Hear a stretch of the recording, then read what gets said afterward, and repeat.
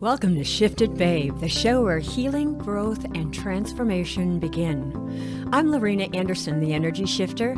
With over 30 years in the field of psychology, I've helped people break through limiting beliefs, heal emotional blocks, and step into the life they were meant to live. Each episode brings inspiring guests, powerful conversations, and real tools to help you elevate your mindset, energy, relationships, health, and your purpose.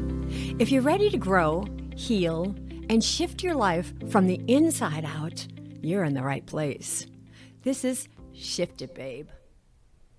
Hi, welcome. Welcome to Shifted Babe, where we talk about how to shift energy, how to step into more of who you are, and also releasing blocks and letting you tap into the joy. Today, though, I have a very, very special guest. I've known this woman for 15 years, and we were just reminiscing because I had met her when I was president for Women's Executive Club, and before that, when I was doing fundraising for the Pantry of Broward, and our lives have kind of like come in and gone out and come in and gone out, but what I'm really excited about is that, first of all, she's an amazing lawyer, attorney, absolutely incredible.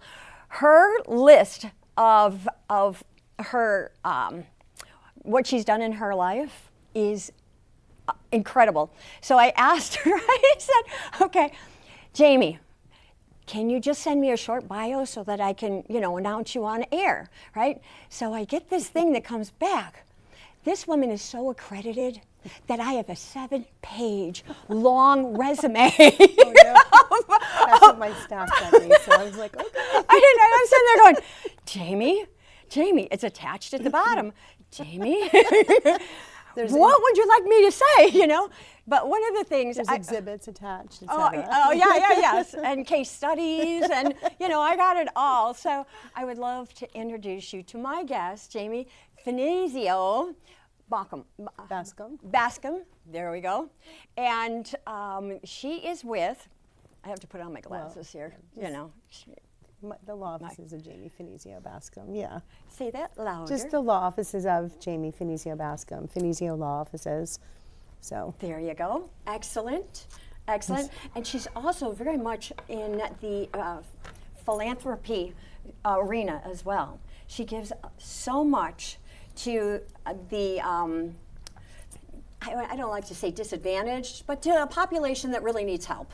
Mm-hmm. And she has just been a powerhouse in that. So give us some of your insight, because I'm not going to read your 7-page book, honey. No, absolutely. Well, thank you so much, Laurina, for having me. And yes, it's so true. When we met, we connected, the energy was there. Yes. And you'd always kind of been in my life, in and out at different times, and different things that we do with the things I've done with Pace Center for Girls and philanthropic and my advocacy work that I've done over the years. And sometimes I'll just run into you and it's like we're right back in it. And I love that, and that's a sign of a really beautiful soul that can reconnect, after not seeing each other for maybe a year or however long.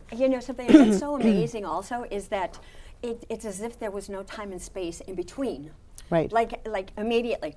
I love this one quote by Jim Henson. And he said, they have yet to come up with a word that describes old friends who meet new. Mm. And every time I look at that, it just warms my heart, because it's as if I have so many people that, immediately, it's like two magnets. Yes. And then I have others that are the opposite side, but not very many. But when I end up meeting somebody, and it just like those two magnets come together, I feel the chills, I get all excited, and then we sort of start. Well, you're planting the seeds too through life. Like, you're doing different things, different activities that are bringing you along on a path, and you're planting those seeds, and then all of a sudden you walk into a room one day and there they are, like grown. Like people you've probably had this happen that I've mentored over the years. I forgot all about, whether they were in high school and I mentored them, or they clerked for me and they were in college thinking about going to law school, or during law school, or I mentored them at one of the girls' centers, and then they come back later in life. And I just got a beautiful message the other day on LinkedIn from a 10-year lawyer who wrote me out of the blue and just said, Jamie, I just want you to know I think about you all the time. You gave me a scholarship that I had started through the Women Lawyers Association. I was the president of the Women Lawyers. We had extra money one year, 20-something years ago, and I came up with this Rising Star Scholarship, $10,000. The law school matched it at Nova Southeastern. Wow. She got that scholarship. She said, it helped me to get along in my life. Oh my and she said, God. I think about you all the time. And out of nowhere, I get this, and I thought, wow, like that was a seed I planted, and I had to look her up again and remember. And I thought, here it's grown now into this, and she's helping others. Yes, I love that. And that's why you're a light worker. Light worker, Yes, you're a light worker. and Yeah, trying to you- bring light. No, you are the light. You are the light. And how you know that is the way you impact others. I mean, you can just walk, that's why we connected, right? As soon as you walk into a room, your light just shines, it radiates. And you don't even have to say a word and people feel you. So, Thank you. yes, That's beautiful. absolutely. Yes. Well, and that is, so I was raised very much thinking that way, and it was always like when you walk into a room, you bring that kind of happiness, bring that kind of joy. And another quote my father, I'll quote my father a lot, he always used to say, at the end of the day, if you haven't made someone's day better, you've wasted a day. Oh, wow. And live life with no regret. So really, because he used to say there was a definition of hell means that you had an opportunity to help someone or to make someone's life better and you missed it and there's no second chance. Wow, that's powerful, honey. So that's how love he that. raised us, and always thinking in that way. We had a lot of tragedy in our family growing up, and he just kept us, moving forward that way to always be that light that you want to, see for yourself, be that for others. Yes. Well, you carry the light with you. Thank Wherever you. you go. Thank you. Well, I think that's why I've got my advocacy is so important in what I do, not only in my practice. So one of the things that I specialize in and I concentrate in is victim advocacy for sexual assault victims. Wow. Okay. So I started off, at the beginning of my career prosecuting, did some not sex trafficking, but like sex crimes and things like that. But I went into civil, worked helping people actually proceed with civil litigation for negligence and different types of violations and things like that. But it's grown into another area where I represent victims of sexual assault against different premises or companies where they should be stopping this activity. Wow. So different hotels or even in businesses or hospitals where these things are happening. Wow, that's and it's incredible. really been, it's been very rewarding to help these women and children that are going through these things in their lives and advocating for them in their actual litigation, but also getting them to the help that they need to move forward. And so that's really been a big focus. And so I've tied that in from what I do with my pro bono work and the philanthropic work with the girls at Pace Center for Girls or at different organizations that service children to tie all that in together and be able to help them to become better people. And That's amazing. That's amazing. Yeah. Yeah, we were both, Pace Center for Girls, because that was our one charity through the Women's Executive Right. Club. So we would always sponsor them. We had different kinds of opportunities for them, and we also had a bit of a foundation for them as well. you did great work with it. We were so appreciative. Well, I was the chair of the board, I think, around that time. Yeah. I've been on that board on and off for about 33 years since it started. And then our friend who started it, Aggie, who's amazing. Oh yeah, we love Aggie. It's incredible. She helped the program start in the whole state of Florida, and I think there's 19 different schools now in the state of Florida. Wow. And they're trying to go into different states. There's 2 other states that we are in already, I think South Carolina, and hopefully we'll be in every state in the union in the next 5 to 10 years because it works. Yes, You it know, does. the whole entire philosophy is pay now for a child and don't pay later to keep them incarcerated for their whole life. Yes. And stop the cycle. Yes, So it's absolutely. really a very, it's a very smart economic analysis. Yes. And you're also doing the right thing for your community. So I've done tremendous amount of work with it, and I appreciate everything you've done and all the community leaders that have helped us. And we're just continuing to grow and serve a better population. The graduation's Thursday. Oh my goodness. So we'll see the girls graduate, and these are girls that were either on the brink of ending their life, or they were being trafficked, or they were being, you know, abused in some way through these families where they're sent into these foster families, and now they're going on to college. And now that you bring that up, if there's anybody out there that would love to help fund these girls and or volunteer with them, please let Jamie know. She's still, you know, very much involved in it. And you know, what is it? 98% of these girls graduate. Yeah. You know, Yeah. that's amazing. Yep. And it is incredible because not only are they teaching them, but you're teaching them through love. Right. You know, and that's what's essential, because a lot of times these girls aren't getting any kind of love. They're Right. just being abandoned, Yeah. or they think that if they end up, you know, being used sexually, then at least they've got some kind of touch. Right. But they don't realize that that touch is so abusive.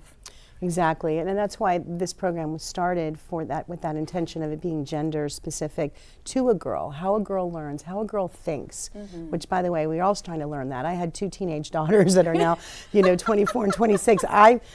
God sent me 2 daughters because I did all this work with this girls program, and I kept thinking, okay, I mean, so what's the big deal about girls? God gave me 2 daughters. I said, I get it now. I get it. You know, this is really challenging. I mean, we litigated every day. Oh my Me and my daughters. So tell me, are they lawyers too now? No, Oh, okay. I'm hoping one might still go that route, but I have to be very careful about pushing it on them. One of them works for the Miami Dolphins. She's in a whole different realm in psychology. She was a manager of HR. And the other one is getting her master's at Boston College in sports business administration. That's amazing. So That they is are, incredible. maybe she'll go into, you know, sports law. We don't know, but. Well, and you know something, just about 4 weeks ago, 5 weeks ago, I was a keynote speaker at the Professional Women's Soccer Combine. Cool. Yeah, so when you were said that, and it was up in Richmond. Yeah, my girls played soccer their whole lives. Oh yeah. my God. Okay, we got to get that Yeah, connected. and that's an amazing, any kind of sport for the girls. And that's one of the things that they do there too at PACE, is making sure they have that, you know, those interests. But for my daughters, I felt that. I remember my cousin, who's a soccer coach and taught all of these incredible players, he used to say, keep the girls busy and broke. Busy and broke, and then they will always be able to, you know, come back to what's important. And so we didn't keep them as broke, but they learned the value of money, and they actually were so busy. And sports allows that to happen, and all these other activities too. That's amazing. Well, and I was just blown away anyhow, because when I was up there and I'm watching these women, okay, ages between 18 and 27, and they are so intelligent. They almost all of them have their masters, right? Wow. So they've prepared themselves just in case soccer is, you know, that's their passion. It's also their purpose. But just in case when soccer is no longer viable for them, they have something that they can fall into. I don't want to say back to, but into. Yes. And they were so warm, loving, genuine. Wow. And powerful and strong and determined. I mean, it was such a pleasure to be there. Not only that, it was 100 degrees out there on the soccer field. Yeah. 100. Yeah. And I was like, oh my God, this is crazy. But they never stopped. But the way that nobody knew each other, first of all, because they're coming from all over the world. Right. You know, we had Spain and Mexico. Wow. And then we had from both sides of the U.S., and so nobody really knew anybody, but they bonded in an instant. Wow. You know, It was like a sorority, you know, came together and just. Totally. Wow. So and to hear that your daughter is going into sports law, possibly. Yeah, hopefully. But the sports thing, that she just loves, and it's always been good for them and their friends. And I just think it creates teamwork. It creates supporting one another, you know, having those pillars of support. It's sort of like in life, sort of what I do with the women's organizations too, like our Women Lawyers organization. It's women supporting women. And we go through tough times in our careers. You know, sometimes you could be at the height of your career, and then all of a sudden you have a tragedy at home, or you have a medical issue with a child, and the other women attorneys need to be there to support. And we got you. You know what? You take this year off now, and we're going to cover what we need to do, because we all go through those times. And really, it's about lifting each other up. Yes. And especially in my profession, because lawyers are not known to be the nicest, but we work on that so much. Well, women too, honey. Mean girls, mean girls grown up. I know, exactly. So Exactly. we work on not being the mean girl attorneys and just really trying to change that whole persona and being there for each other. Changing the culture, honey. Changing the culture one that. by one. I love And it. so in my cases, I try to handle it that way as well when I have a. So how do they get a hold of you? So, well, my number is, I don't know if it's posted now, but it's, give my number out, so I can do that. My office. Yes, absolutely. Shameless plug, 954-371-0007. My office is in downtown Fort Lauderdale, just south of the courthouse. And right near the brand new federal courthouse is going up beautifully. It's walking distance from there. Oh. I've been practicing, for 33 years. Wow. And You speak 3 languages? yes. Oh my God. So Spanish, Spanish, and working knowledge of Italian and Portuguese. Wow, that's So amazing. growing up Italian, of course, in the Finizio household. The Finizio, I the grandparents, and I convinced my father to let me study in Florence when I was at the University of Florida. I'm jealous. So we did love full-on Florence. Italian. It's beautiful, incredible. So I worked on my Italian there, and I came back, and my father was convinced I was fluent. So every Italian dinner meal we had at a restaurant, he made me do all the speaking, and he would say, "You speak because we spent a lot of money on that, so I know you speak fluently." So I would always. So I still use it today with my clients. Spanish I use on a daily basis with my clients, my staff. Tremendous opportunity. I studied in Bogota, Colombia. Wow. In my first year of college, I did an exchange student program down there, back before Pablo Escobar, right when he was getting on the scene. And I was down there in the summer with my University of Florida friends that look like you, all the gringa girls. And I learned very fast how to speak Spanish and get us around and travel to Cartagena and all these other places. And that's amazing. became fluent. And so since then, I've used my Spanish in my practice and in my life every day. Yeah, especially down here, South Florida. Well, my father knew, he said, it's going to be important one day. He said that in 1971. I tried that Spanish stuff, right? Yeah. Okay, and I could not graduate out of college without taking a whole year of Spanish. But I didn't go back to school until I was 38. Oh, wow. So now I just have this class, so I'm going to take summer school, right? Well, summer school was crazy insane, and I'm living in Maryland at the time, so I went to Townsend University, and the first 101 Spanish was 5 weeks, 5 days, 5 hours. Very intensive, yes. And I was like, I just got to get this done. I just need a C. I just need the credit. I don't need the grade. So I remember I'm sitting there and I'm going through. I'm like on chapter 10. What is that word? What is that? I'm back into chapter 1 again, Well, the conjugation is the hardest part. Oh, I'm like, I'm not that great with English grammar, let alone now Spanish grammar, right? Well, then I had to take 102. The very first day that I go into class, she's talking in Spanish, and I'm sitting there and the tears are coming down my eyes because I'm going, I didn't understand a word you said, honey. I have no clue how I got a B in 101. Oh my goodness. Yes. Yeah. So then she started tutoring me for the first week and a half or whatever, 2 weeks, and she said, Laurina, I can't do this anymore because I've got a class and I've got, papers to grade. And I said, okay. I got a name of a tutor. Great. I went to the tutor 3 times a week for 2 hours. After the first, week and a half, the tutor looks at me and says, Laurina, this is not that hard. And I'm going, how do you know? I'm freaking 40 years old trying to learn Some people Spanish. just have a receptor for language or not. Well, it starts early. Yeah. If you've got it early. I was lucky enough that, and I just picked it. Yeah, you pick it up. Well, I can help you with your Spanish words. Goodness. So I'm the official translator everywhere we go. love I do it. the Spanish translation and the cultural. But the cultural part of that was so good for me as being 18 and being in another country and having to figure out how to navigate the bus system and how to get around safely. And I think that was a really crash course in and plus you're young. Yeah. And you've got a sponge brain. I didn't. I had a rock for a brain, honey. So stay with us. We're going to have more with Jamie. We're going to take a small commercial break, and we will, don't go away. Come on back. Have you ever felt like no matter how hard you try, something keeps holding you back? I'm Laurina Anderson, MSW, founder of LA Coaching and known as the Energy Shifter. For more than 30 years, I've helped people transform stress, trauma, loss, and self-doubt into confidence, clarity, and purpose. My approach is different. I teach you how to access and accelerate your internal energy, regulate your nervous system, reconnect with your intuition, and release the emotional patterns that keep you stuck.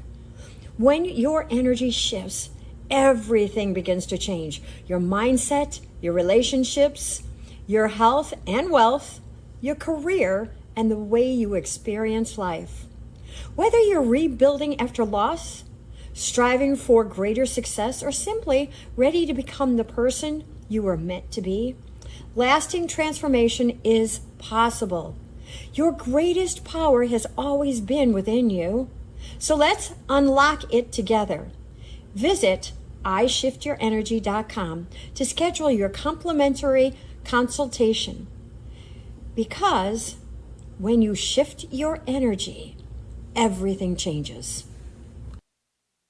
Welcome back to Shift It, Babe, the show where we elevate our energy, expand our awareness, and reconnect with the highest power within and around us. Hi, welcome back. Let's continue our conversation with Jamie. I mean, this woman is so incredibly interesting. She has done so much in her, 25 years. Thank you. It's the new hairdo. So this conversation is just amazing. And what's really, what I want everybody in the audience to understand is that she is there, she's open. If you've got any kind of questions for her, if you need help in any way, please reach out to her. She is easily available, and she has got such a big heart. And as I said before, she's a genuine light worker. She radiates this beautiful light about her, and sometimes, I think she even shows up as an angel for a lot of people.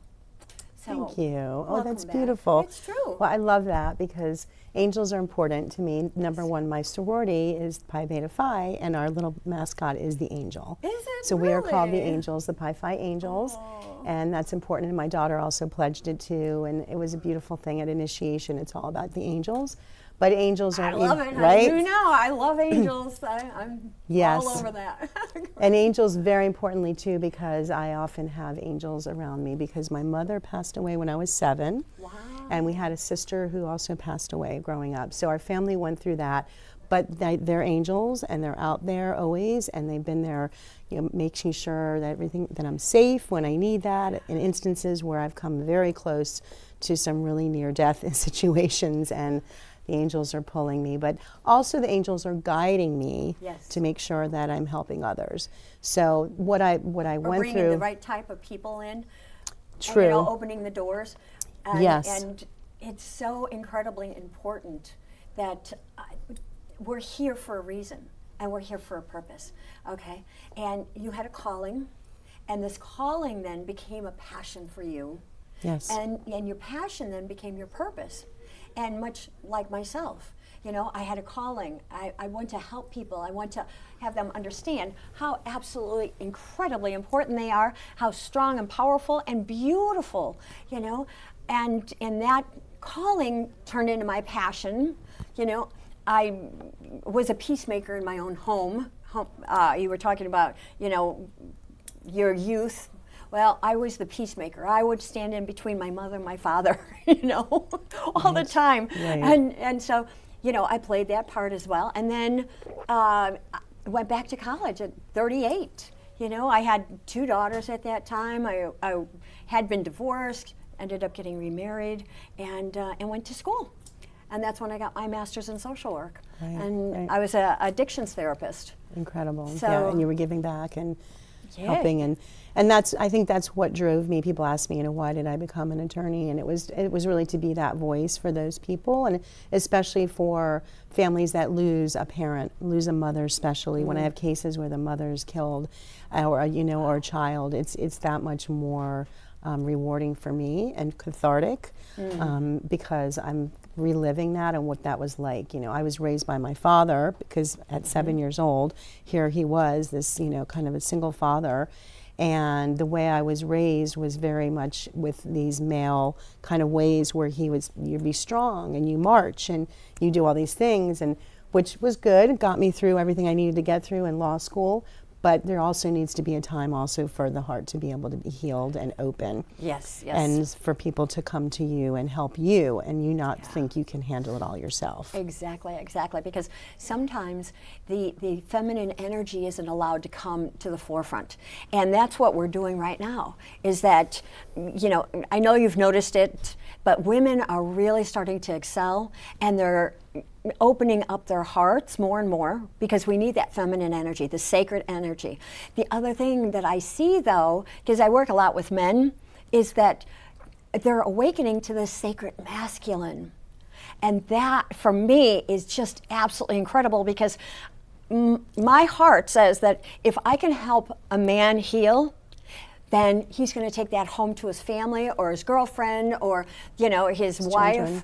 Yeah, and that relationship will begin to heal, because he will understand that it's okay to have emotions. It's wonderful to feel again, because a lot of times, you live up here in your head, so you're not feeling, you're not coming down into the body and feeling.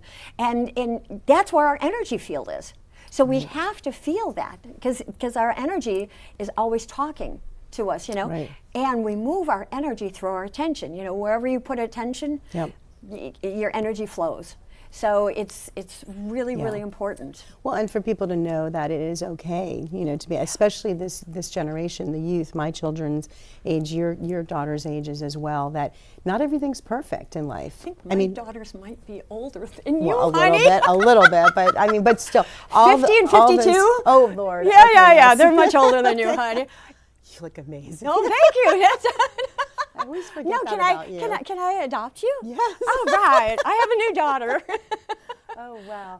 But, just that whole social media thing with how everything is supposed to be perfect. And I'm constantly mentoring these young girls and young women that, no, you know what, it's not perfect.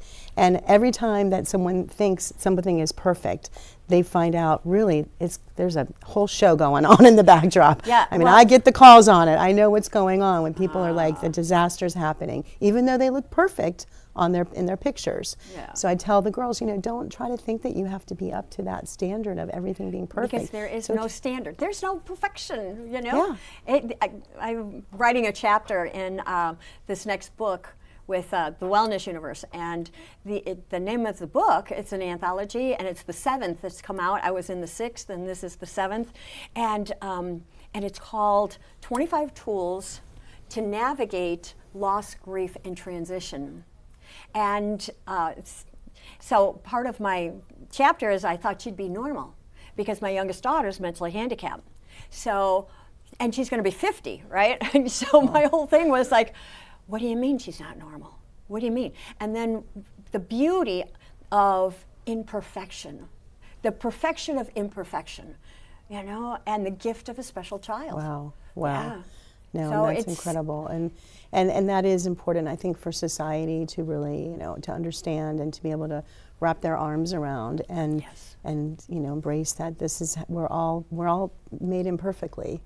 Absolutely. And we're all just, we're all and trying that's why I, made that point, because we are. Nobody's perfect. Nobody comes here to be perfect. What we do is that we come here to improve, to develop, to evolve our souls, right? That's the only reason why we're here. Right? So we can continue to evolve into the greater part of ourselves, but perfection will never happen. Yeah.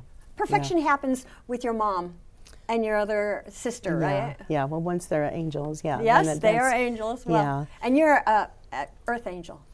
Yes, yes.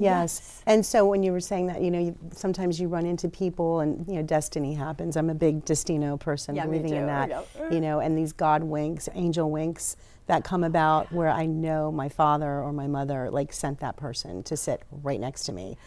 How that happened, I don't know. And the next thing I know, they become a great friend, or that's one of the biggest cases I've ever been referred, or just things like that happen. You have 3 new big cases coming up, Yeah, right? That you yeah. just got involved in, federal Yes. cases? Yeah. Wow. Yeah, so really interesting things that are happening. And also after so many years of doing the same kind of law, now there's a couple of new areas of law that I'm learning about, which is really neat. So even at my age, taking something new on 25? is exciting. Yeah, at 25, okay. exactly. Yeah. So to take something new on and to really feel okay, this is something new I want to conquer and learn about. So yeah, I just think that life is like that with those angel winks and how people get brought into your life, Yes. or you're brought in for them. Right. And so I do a lot of the pro bono work with legal aid as well. In fact, I'm doing the hotline next week where people call in, and there's always one client that we get that is just so in need. Wow. And for example, they don't speak English. There's no one in their family, and they're in this horrible situation. And there I am to help them. How do people get a hold of you, honey? So you can contact my office, 954-371-0007. My website is jamiefinizio.com, and that's Finizio. Good Italian name. Good Irish. Finizio. Everyone always says, oh, nice Irish name. Yeah. Yes. And if you need some energy shifting, please give me a call. My office number is 954-647-5525, or you can email me at la@ishiftyourenergy.com. So thanks so much for joining us today. If you have any kind of questions or you want to reach out to Jamie or myself, please do not hesitate. We would love to hear back from you. And until next time, thanks so much. Thank you. Thank you for having me. Remember, transformation happens one shift at a time. So stay connected to yourself, protect your energy, and trust your inner knowing. And babe, when your shift isn't shifting and life's hitting the fan, call me, because I'm your plan. Shift it, babe.